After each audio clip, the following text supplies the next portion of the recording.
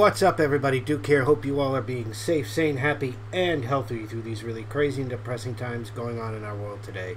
Let me be the first to welcome you to what I am hoping is going to be a little bit of a staple here on the channel, our very own podcast called Paranormal Road, where we will be discussing everything paranormal from ghosts and goblins to UFOs and aliens, even to the legend of Bigfoot.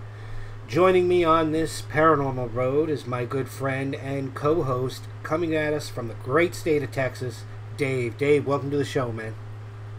Thank you very much. I think we're going to have a good time with this, and I am really looking forward to just having a good time with this. Oh yeah. So I thought our first episode we would actually talk about two influential people within the paranormal field, Ed and Lorraine Warren. I'm a ghost hunter myself. I've been a ghost hunter for a little bit of time now. And Dave, you know I've been on some pretty interesting investigations, as you've seen through my series, Hunting for the Truth, on my YouTube channel here. But Ed and Lorraine Warren have been doing this since, oh God, well before the 70s. But they've had some pretty controversial cases that they've worked on, like the Conjuring House, the Amityville Horror, and so on. What are your thoughts off the bat about these two? I mean, just straight off, I really don't put much faith in what they're saying, or what they said, or what they were doing. They just seem like grifters to me. Like they were just out to make a quick buck, and they were doing it off of other people's either perceived or actual problems going on in their homes. Yeah, I mean, they have had a lot of controversy, and one of the biggest things was actually the Devil Made Me Do It case. They did a documentary on Netflix a little while back. I don't know if you ever watched that. No, I tried to watch it, and I couldn't find it. I don't know if they took it off or if I just missed it, but I couldn't find it. They probably took the damn thing off. Watch it. They probably took the damn thing off. Apparently, when Ed and Lorraine Warren went into the family's house, I can't remember the name of the family that was involved in this case. It was about their little boy who supposedly was possessed by the devil. They did I don't know if you want to call it an EVP session. They recorded a voice session, and you can hear the mother yelling at this kid to stop it, leave my son, get out of my son, and you hear the son's voice, which sounds your typical demonic or devil-like voice saying, "He belongs to me, he's mine," all that good stuff. But during this documentary, and this is the funny part, the documentary was done from the viewpoint of the little kid, who's obviously now grown. He says, "I was possessed by the devil 100%, yada, yada, yada." However, his brother came on and said it was a bunch of BS. They had a couple instances that the boy was acting out, and for whatever reason, the mother called in Ed and Lorraine, and when they got in, they started talking, and the brother had actually said that Ed and Lorraine talked their mother into a book deal. And what had happened, apparently, was Ed and Lorraine Warren got the book written and published. They got X amount of money, but what happened when it came to the mother was she was promised X amount of money, but she got like 10 times less than what she was promised. You see what I'm saying? So yeah, that doesn't surprise me one bit. But when you hear stuff like this, it makes you stop and think, like, wow, you know, are these guys really drifters? Are they really scam artists? You know what I'm saying? Yeah, I mean, they weren't even really well respected or liked by their peers. Oh, true. That is very much true. I mean, there was one investigator. His name was Ray Garten, and he said of Lorraine Warren, he said if she told me the sun would come up tomorrow, I'd get a second opinion. I mean, they just weren't even really well respected in their field, and I think it's because a lot of people in that field, in the paranormal investigation field, saw them for what they were. Well, Another case, the Conjuring House. It's another instance. For years, Ed and Lorraine Warren had said, "Hey, we have investigated the Conjuring House. Yes, it's haunted. Yes, it's haunted." But Roger Perrin, the father of the Perrin family, came right out and said the first night that they were there, they conducted a seance. And Roger Perrin said that yes, some unexplainable things happened. His wife was attacked. And believe it or not, she actually just passed away a few months ago. Believe it or not, the mother of the Perrin family, I think her name was Carolyn Perrin. Andrea yeah, I Perrin. think so. Yeah, Andrea Perrin had it yeah. on her Facebook. God bless her. May she rest in peace. But Roger Perrin had said Carolyn was attacked. Some weird things started happening. All of a sudden, she fell to the floor. He got up, grabbed Ed Warren, punched him in the face, and then threw him and Lorraine out of the house. And they never went back for that investigation or that property. Well, why did he do that? What was the reasoning behind tossing them out of the house? I think he felt whatever they were doing put his wife in danger. You know what I'm saying? I mean, yeah. I mean, that would have been my thought on that. Is exactly. But the problem with it is that, hey, these guys went on to say we investigated the house. They got thrown out. They never got sent back. They never went back in. There was a couple of things though. Like, for example, when they were the Enfield House in London, they just showed up. Nobody invited them there. They just kind of showed up, and then probably with the hopes of attaching their name to it and making some money off it. And if I'm not mistaken, correct me if I'm wrong, but weren't they thrown out of there as well? I believe so, if I remember correctly. Yeah, that's what I thought. I thought they were. I could be wrong. I haven't read up on that case in a while. But didn't they also get some really good supposed footage in a cemetery at one point? Was that them? It was Ed Warren, and I believe the cemetery was Union Cemetery. It was near where they live, or where they lived, past tense. And I saw it. It's actually on YouTube. Tony Sparrow put it out. And of course, for the time, he was using VHS recorder, so the video's horrible. Right. But he was sitting outside of the cemetery, like on the road, and he got out of his car, and you can see him running up to the fence or wall or whatever you want to call it. And he zooms in, and you see this white figure walking across the cemetery. Don't know how far it is exactly, because it's a VHS cassette that he's recorded on, so the video quality is horrible. But my question is, if he was so big into the paranormal, so big into wanting to prove this is real, why didn't he follow it?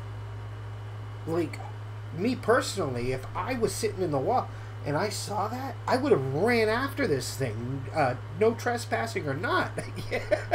Yeah, and the fact of the matter is, if you're going to do that, and let's just say you do catch up to it, hey, if it's somebody that's messing with you or messing around, you caught him. Yeah, you caught him, you're going to find out. If it's real, you've got some really good footage.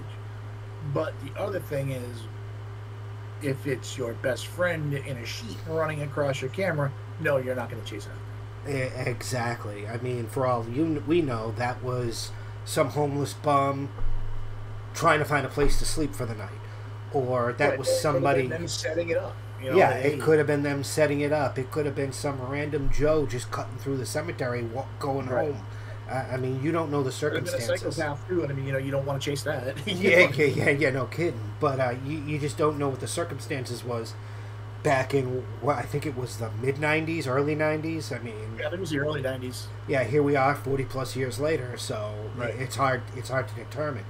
One of my biggest pet peeves with both of them is that Tony Sparrow went on record to say that Ed Warren made it a point to video record everything, audio record everything, and have plenty of photos being taken during each case. Why haven't we ever seen any of this stuff? No, and you probably never will, because you know what? It probably doesn't exist anymore. But it's the point of, if it were me, and I'm capturing downright awesome evidence, like he claims he is, or had, I would make sure there's copies of this for all to see for the end of time.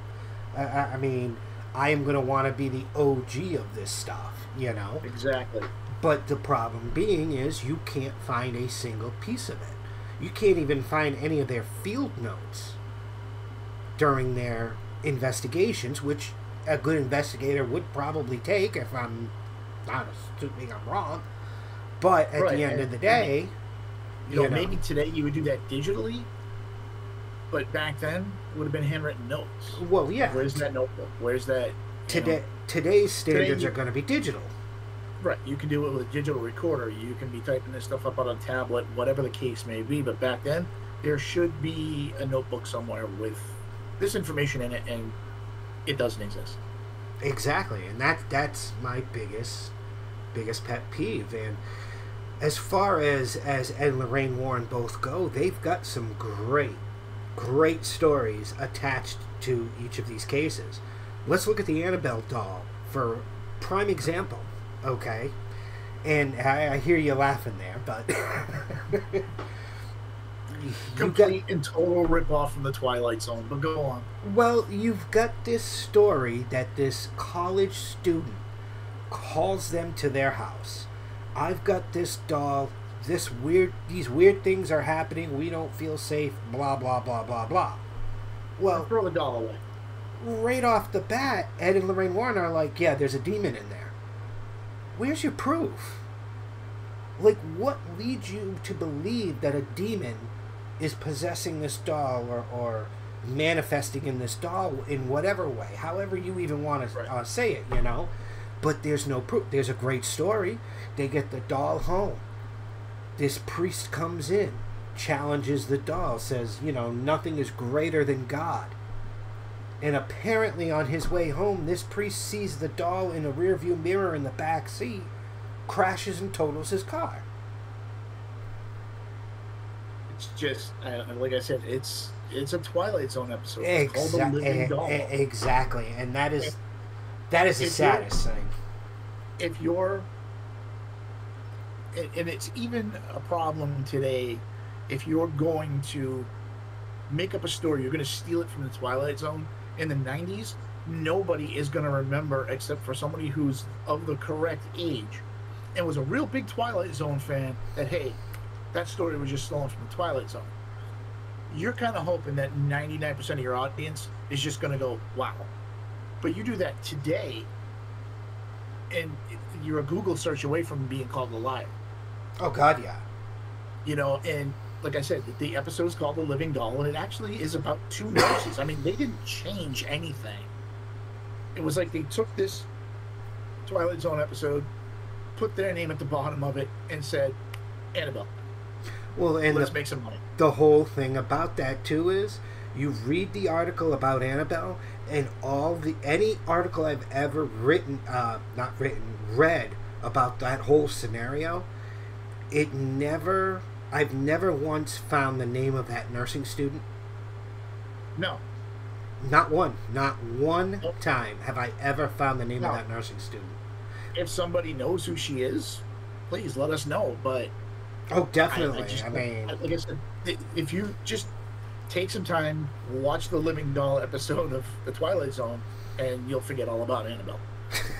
and another thing you tell me about it too is, I'm sorry, but if this thing is like the greatest evil ever, what, 1/4-inch plexiglass is going to stop it? Oh, exactly. You know, and if it's that evil, why put it on a plane to take it to Vegas? Exactly. You know, the chances of that plane not making it are pretty damn near 100% if this thing is evil personified. If this thing is as bad as they say it is, and I never understood that, and I remember I was watching that episode of Zach Bagans when he did his quote-unquote investigation of this doll. my first thought was, why is this thing even leaving the house? Never mind getting on a plane. You throw it in a suitcase, and you put it in the overhead compartment. Chances are that plane's going down. Exactly. Exactly. And I'm sorry, but if I owned this thing and this thing truly was that evil, I wouldn't have it in my house. It would be secured somewhere where only I knew, and I would make sure nobody would ever find it. I mean... Right. And I would also make sure that it doesn't make its rounds across the country. And you can't sit there and go, my God, this thing is, as evil can be. Get us 2 tickets to Vegas. We're taking the doll with us. Yeah. We're going to Vegas. Now, these guys they just made this stuff up as they went along. Oh, yeah. In their personal lives, they weren't the greatest of people. That's a topic on its own, I would assume. But they were grifters. They were just out to make a quick buck. And, when they started, it was way easier to make people believe than it is now. I mean, you look at just take it on the like a magician, for example. In the 1970s, 80s, and even into the early 90s, people would, wow, how did you do that? Now it's a Google search away. Oh yeah, now you can figure out exactly how a magician does his tricks. It's the same with them. Back then, they had the ability to trick you, and you had no idea how to figure it out. Exactly. If you saw this thing, get up, move across the room, and dance a jig, my God, that thing's haunted. Well, maybe there's a remote control robot inside it, because they're not going to let you touch it. Or you're going to quit drinking altogether. Exactly. So no, those two just never. I just never put any faith in them.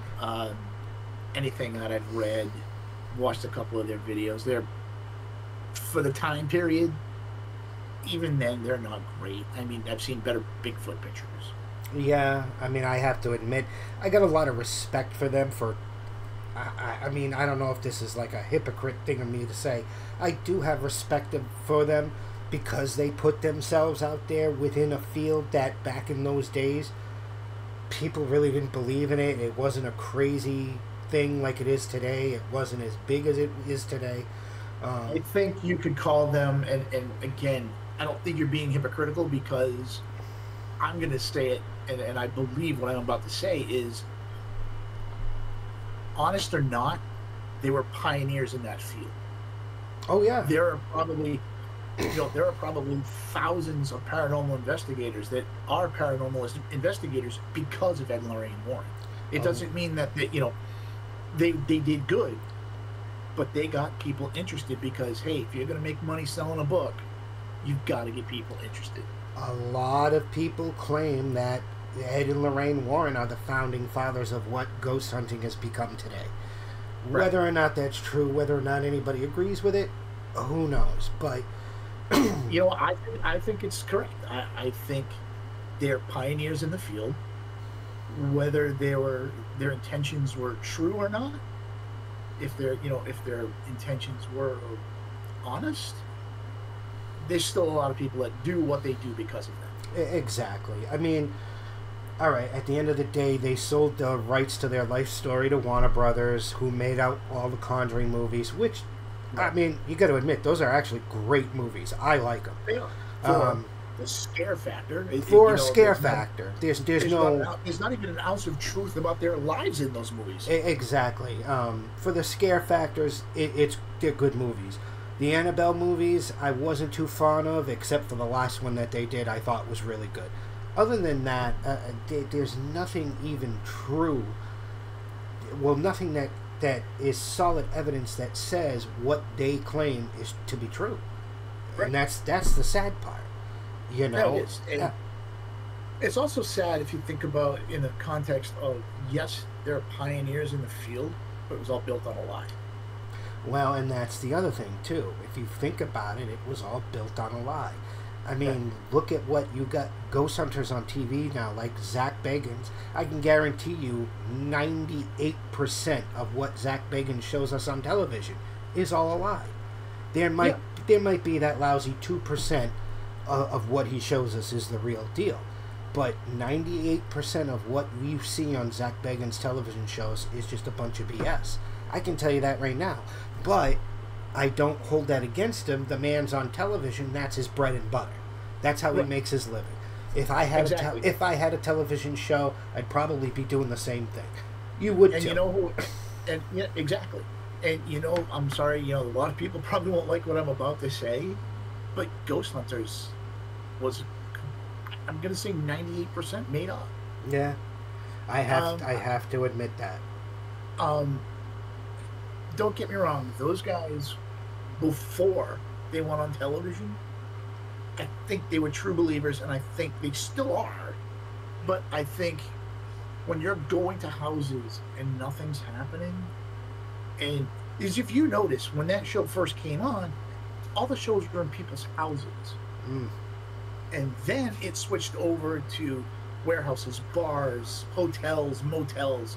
They even did an episode in a cemetery, which they said they'd never do. Yeah. But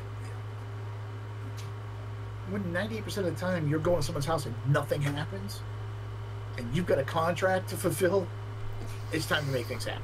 That's the problem with television. And I think that's what Ed and Lorraine Warren did. Listen, go to your house. I don't really find anything, but I'm going to make some shit up so I can sell a book. Yeah. I mean, you got to admit it. When you have a television show, you need ratings, so you have that television show tomorrow. Right. Ed and Lorraine Warren didn't have... Yeah. Ed and Lorraine Warren didn't have a television show, but they needed to spark that interest in order to sell a book, because that's all they had. That's all they could do back in those days. So, horror. I mean, look at the success of Amityville Horror just in the movies. How many times has that movie been remade? 3?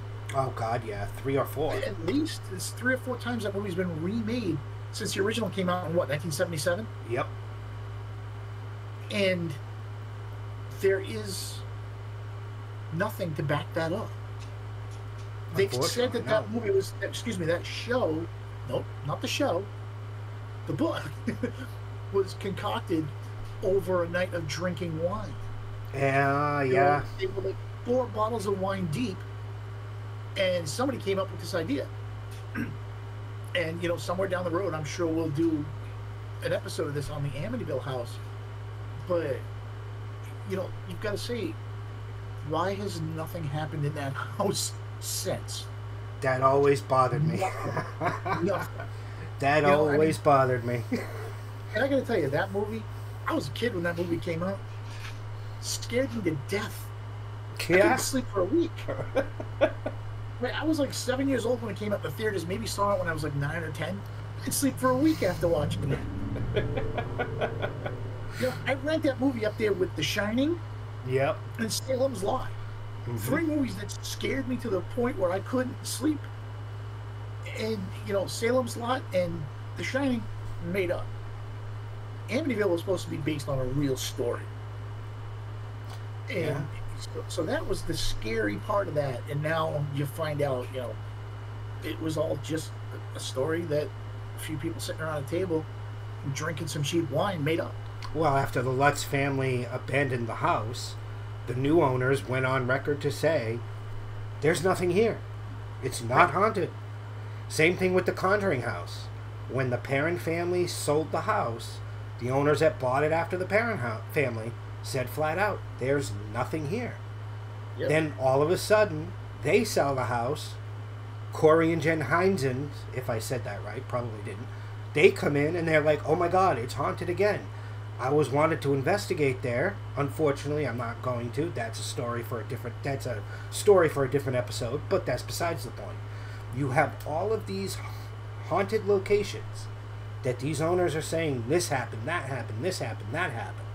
But yet they sell these places, and then the new owners come in and they're like, yeah, there's nothing here. It's just an old house. Right. You know, my opinion is probably 90% of the famous, if you want to call them that quote-unquote, haunting stories are made up. It probably is. Show me one that's true, that multiple people or multiple families lived in this location and it happened to all of them. If it does happen, it's something you haven't heard of. And you There was know never what? a movie made about it or a book written about it. You know what, though? The problem is you still get that today. People trying to make a quick buck. Yeah, And that's all exactly. over. It's all over. Except it seems to be a lot easier these days with the internet and social media. You get all these people that just stumble into pretty much something stupid. Look at the Hawk 2 girl. I Right. mean, she literally got her 15 minutes of fame. She's now a multimillionaire. Good for her, but that happens. Wish it would Right. happen to me, but hey, I digress. Yeah, Anyways, exactly. Yeah, I'm right there with you. you know, you say something stupid, do something stupid, and next thing you know, boom, you got movies. No, exactly. you know, but Yep. No, it's all people's. Somebody can make something up, and there's always, always, always going to be someone there to eat it up. And they are going to be like, "This is real." I've got to read this book.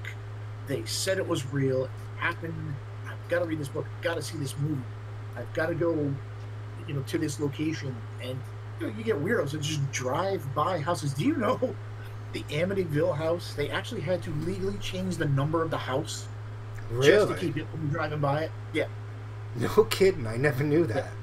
Yep. The town gave the house a new number just to throw people off because the house doesn't look anywhere like it used to. Those No half kidding. quarter windows, those quarter windows are gone. It's a Nope. different color. The porch in the front looks different. So people were constantly just driving by, stopping, trespassing. So they changed the number on the house. So now when people go there, they're like, "Oh, that's not the house because that's not the number, and those aren't the windows." Well, those windows have been gone for 20 years. Oh, what? Could you imagine owning a house like that and never getting any peace? Everybody trying to No. trespass on your property? No, it's crazy. And, Ugh. especially when you buy a house and you're at this point, what are they, the third, fourth, fifth owners? I don't know. Yeah, who But- knows? But enough's enough. Get Yeah. off my property.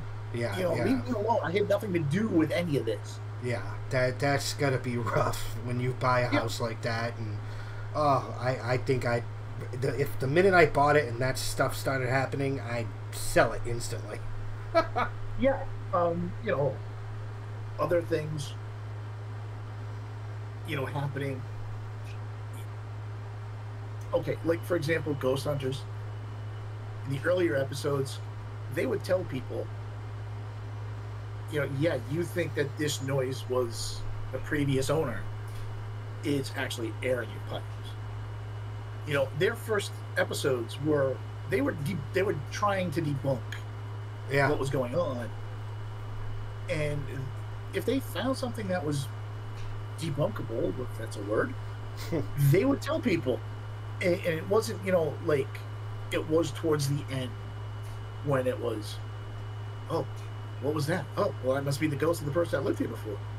"Oh no, it was just one of your camera guys dropped something in the background." "Nope, that wasn't it." Yeah. One of my favorite things in that show, and I don't mean to get off topic, but I have to bring this up. One of my favorite things about that show was when they had the EMF meters. And yeah, I don't know if you ever noticed this or not, but everyone that held an EMF meter held it with their thumb on the top. Everyone. Nobody held No. it. Nobody held it with their hand, like cradling it. Everyone that held one had their thumb on the top of the EMF meter. Never noticed Maybe a that. little, maybe a little button in there to push to make that needle do its thing. No kidding. Just a thing I picked up watching that show because I used to love that show. Oh, I used to love ghost hunters too. Right up until they started getting away from people's houses and getting into locations. Although one of the best locations they ever did was the Palladium in Worcester. Yeah, I do remember that episode. That was a great episode. that and the armory. was- yeah. It was local for them, and that was just an all-time great episode in my opinion. I love that episode. But after that was when they started getting into other, warehouses and hotels and cemeteries, everything. I mean, some of those places are cool. I've been to some of those places, but it's never a guarantee. So when you watch a television show, people need to take that for what it's worth. Take it with a grain of salt. It's there for entertainment purposes. When you get And an not the fact actual... that they don't have unfettered access to this place 24/7, 365. They've got to make it happen that one night. Well, what if nothing happens? Exactly. Well, they just spent thousands of dollars because let's face it, thousands of dollars for getting the equipment there, setting the equipment up, people setting up the equipment. They are spending thousands of dollars just in payroll per episode. Yeah. You got to have something. You can't go to the Palladium and come out of there and go, yeah, nothing happened. Yeah. Yeah. You got to have something. But I'm sorry, the Palladium one was just really good. There was a lot of evidence from there. And knowing that I sat in that place multiple times watching concerts and all that was going on upstairs is pretty cool. Well, guys, we are out of time. Hopefully you enjoyed this episode. I know I had a great time. Dave, before we sign off, you got anything final you want to say? No, just like to thank everybody who does tune in. And if you have anything to say, please leave a comment below. Just be polite and let's all have some fun with this. Guys, thank you for joining us. Please subscribe for more content. Hit that thumbs up button. Leave your comments in the comments section below. And until next time, guys, we'll catch you on the flip side.